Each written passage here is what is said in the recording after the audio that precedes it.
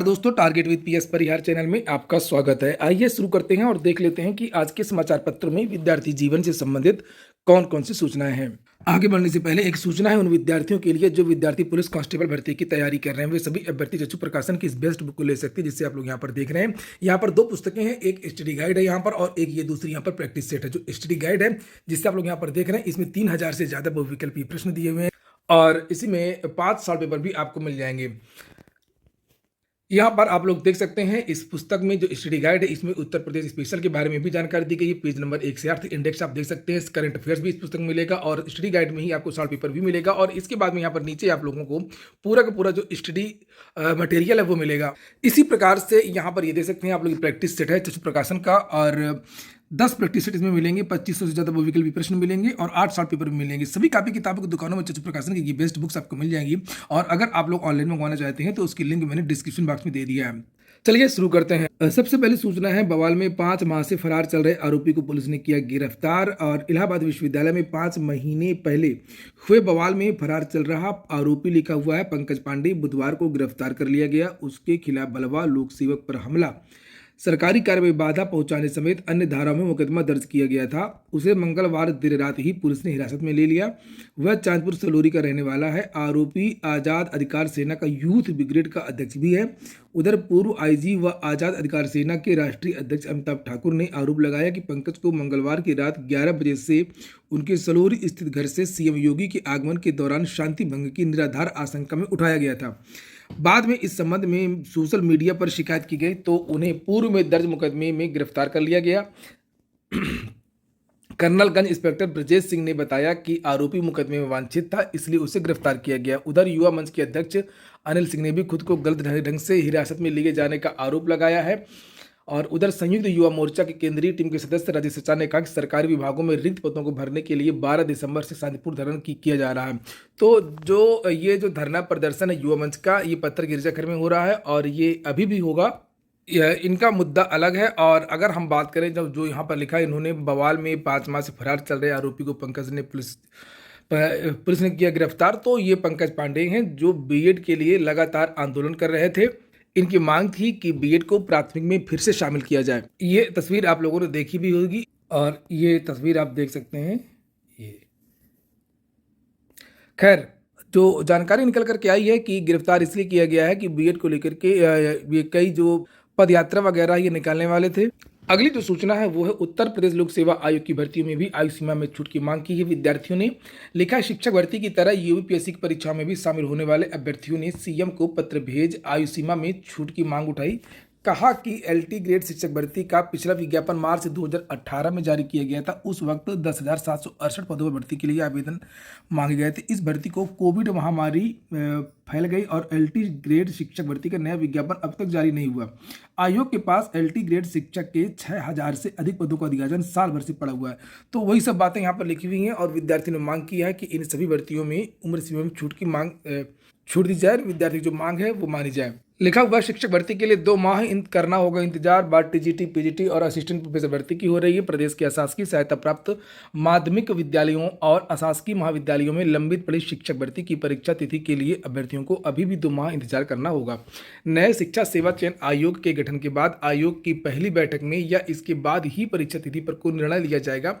अशासकीय महाविद्यालयों में विज्ञापन संख्या 51 के तहत असिस्टेंट प्रोफेसर के 1017 पदों पर भर्ती होनी है। वहीं अशासकीय माध्यमिक विद्यालयों में सहायक अध्यापक टीजीटी एवं प्रवक्ता पीजीटी के 4163 पदों पर भर्ती की जानी है।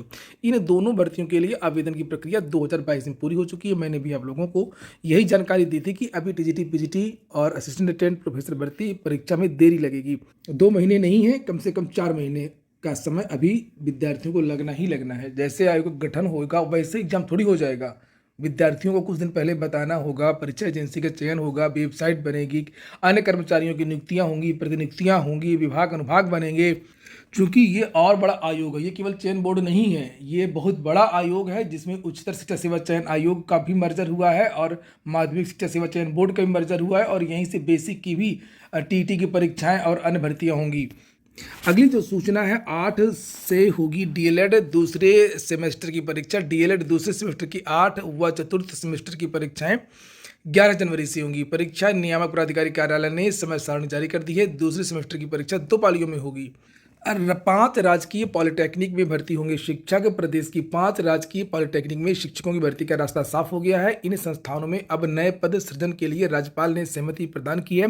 विशेष सचिव वेद प्रकाश शर्मा ने इसके लिए निदेशक प्राविधिक शिक्षा को पत्र लिखा है। इसके मुताबिक राजकीय पॉलिटेक्निक बछरावा, रायबरेली, राजकीय पॉलिटेक्निक किशन, मैनपुरी, राजकीय पॉलिटेक्निक शमशाबाद, आगरा, राजकीय पॉलिटेक्निक चमरुआ, रामपुर एवं राजकीय पॉलिटेक्निक ठाकुर द्वारा मुरादाबाद में 110 शैक्षिक पदों पर भर्ती होनी है। किसने किसने वीडियो को अब तक लाइक कर दिया है जल्दी से कमेंट बॉक्स में बता दें, और जिन्होंने लाइक ना किया हो तो जल्दी से लाइक कर दें। अगली सूचना कांस्टेबल भर्ती को लेकर के है। इंतजार में बीता पहला दिन, देर रात अपडेट हो गई वेबसाइट, आवेदन शुरू हो गए हैं। तो इस कांस्टेबल भर्ती को लेकर के काफ़ी सारी सूचनाएं भी हैं। सिपाही भर्ती की आयु सीमा में 3 साल की छूट मिलने के बाद बुधवार को भर्ती ऑनलाइन आवेदन करने के लिए पूरा दिन इंतजार करते रहे। उत्तर प्रदेश पुलिस भर्ती एवं प्रोन्नत बोर्ड की ओर से देर रात वेबसाइट अपडेट की जा रही सकी। दरअसल सिपाही भर्ती के लिए बुधवार से आवेदन शुरू होना था, वहीं आयु सीमा में छूट देने की घोषणा के बाद भर्ती बोर्ड की वेबसाइट को दोबारा अपडेट करना पड़ा। भर्ती बोर्ड के अधिकारियों की निगरानी में वेबसाइट और ऑनलाइन आवेदन संबंधी सॉफ्टवेयर में बुधवार को दिन भर बदलाव किया जाता रहा।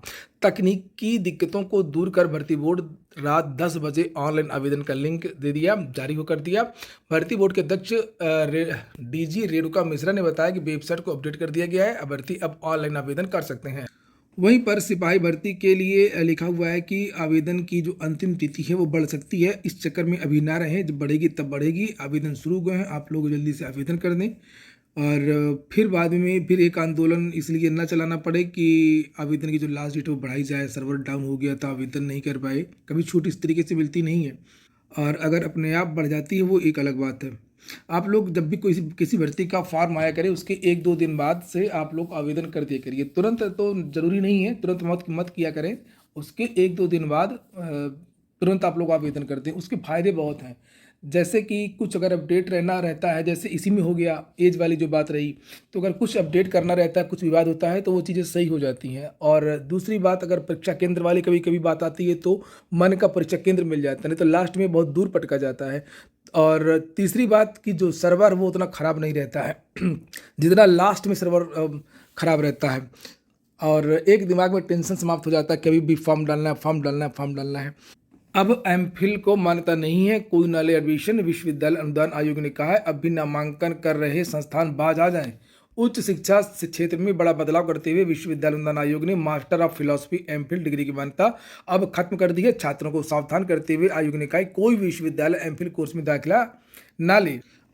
नियमितीकरण होने तक दें अनुदेशकों को 17,000। नियमितीकरण की मांग को लेकर के धरना दे रहे शिक्षा अनुदेशकों को बुधवार को समाजसेवी मैक्सी पुरस्कार से सम्मानित डॉक्टर संदीप पांडे व युवा शक्ति संगठन के प्रतिनिधिमंडल को इको गार्डन पहुंचकर समर्थन दिया। अनुदेशकों ने नियमितीकरण होने तक 17,000 रुपये मानदेय देने की मांग की। UPSSC की जो वैकेंसी आई है, बार बार उसका विज्ञापन समाचार पत्रों के माध्यम से दिया जा रहा है। मानचित्रकार की एक वैकेंसी आई है, 8 जनवरी तक आवेदन कर सकते हैं। शिक्षा मित्रों की समस्याओं के समाधान के लिए बैठक 18 तारीख को है। लिखा प्रदेश के परिषदीय विद्यालयों में तैनात 1,40,000 शिक्षा मित्रों की मानदेय में वृद्धि समेत विभिन्न मांगों के समाधान के लिए शासन ने कमेटी का गठन किया है। कमेटी की उत्तर प्रदेश प्राथमिक शिक्षा मित्र संघ के प्रतिनिधियों के साथ 18 जनवरी को बैठक होगी। असिस्टेंट प्रोफेसरों की काउंसलिंग 5 तारीख को। राजकीय मेडिकल कॉलेजों के लिए उत्तर प्रदेश लोक सेवा आयोग से 28 असिस्टेंट प्रोफेसरों का चयन हुआ है। इन्हें 5 जनवरी को काउंसलिंग के जरिए बांदा, बदायूं, कन्नौज, जालौन, सहारनपुर, आजमगढ़ एवं अम्बेडकर नगर में तैनाती दी जाएगी। पुरानी टीजीटी पीजीटी की काउंसलिंग रुकी हुई है क्योंकि रिक्त पद नहीं मिल रहे हैं। लिखा अशासकीय सहायता प्राप्त एडेड माध्यमिक विद्यालयों के लिए वर्ष 2021 की प्रशिक्षित स्नातक शिक्षक टीजीटी एवं प्रवक्ता संवर्ग पीजीटी भर्ती की दूसरी काउंसलिंग रिक्त पदों के विवरण के अभाव में अटक गई है। शिक्षा सेवा चयन बोर्ड इस भर्ती के अवशेष पैनल से रिक्त पदों को भरने के लिए शिक्षा निदेशालय माध्यमिक मंडलों जिलों से बार बार विवरण मांग रहा है, लेकिन 10 मंडलों के जनपदों के जिला विद्यालय निरीक्षक इसके प्रति गंभीर नहीं है, जिसके कारण काउंसलिंग की तिथि तय नहीं हो पा रही है। वहीं पर पुराना भर्ती विज्ञापन अपडेट करके पूरी करें चयन प्रक्रिया। और विद्यार्थियों का ये कहना है कि टीजीटी पीजीटी का विज्ञापन 2022 में आया था और काफ़ी समय हो गया है और पद बहुत कम थे। इस बीच बहुत सारे पद रिक्त भी हुए हैं, तो इन पदों को जोड़ करके भर्ती प्रक्रिया को आगे बढ़ाया जाए। देखिए यहाँ पर लिखा हुआ है कि इस दौरान इन पदों की अर्हता रखने वाले युवाओं की तादाद भी बढ़ गई है, वहीं कॉलेजों में रिक्त पद भी बढ़ गए। इसलिए प्रतियोगी छात्र संघर्ष समिति ने भर्ती विज्ञापन अपडेट करने की मांग की है। आज की वीडियो में इतना ही। पूरा वीडियो सुनने के लिए बहुत बहुत धन्यवाद।